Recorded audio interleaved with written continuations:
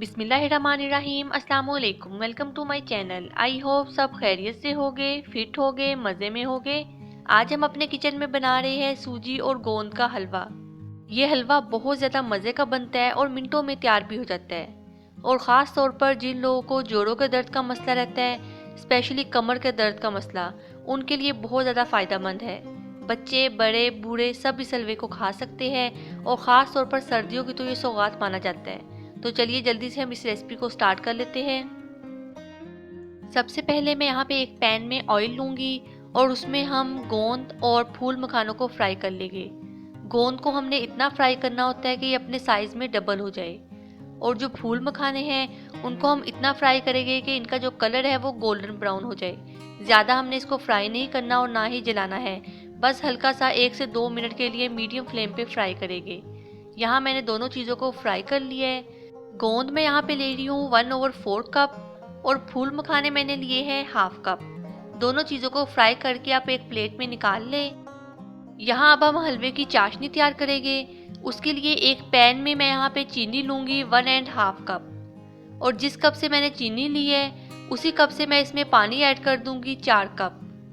चीनी जो है वो आप अपने टेस्ट के हिसाब से कम ज़्यादा जितनी आपको पसंद हो वो आप ले सकते हैं।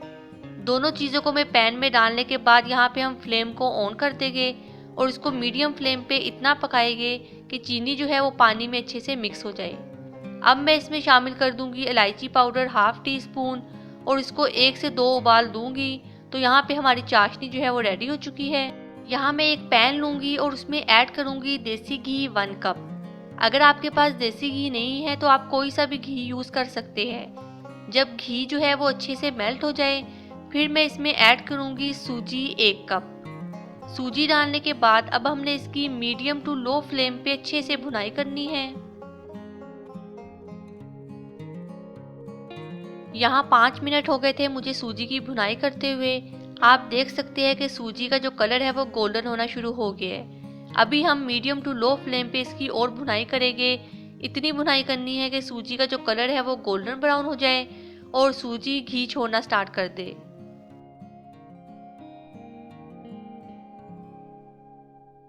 यहाँ पे आप देख सकते हैं कि सूजी ने घी छोड़ना स्टार्ट कर दिया है और इसका कलर भी गोल्डन ब्राउन हो गया है, और इस टाइम सूजी की बहुत ही मज़े की खुशबू भी आना स्टार्ट हो गई थी। अब मैं इसमें ऐड कर दूंगी चीनी की चाशनी जो हमने तैयार करके रख ली थी। थोड़ी थोड़ी करके आप इसमें ऐड करते जाए और चम्मच से इसको अच्छी तरह से मिक्स कर ले। यहाँ पे आपने फ्लेम को लो कर देना है और इसको चम्मच से मैं अच्छी तरह से मिक्स कर लूँगी।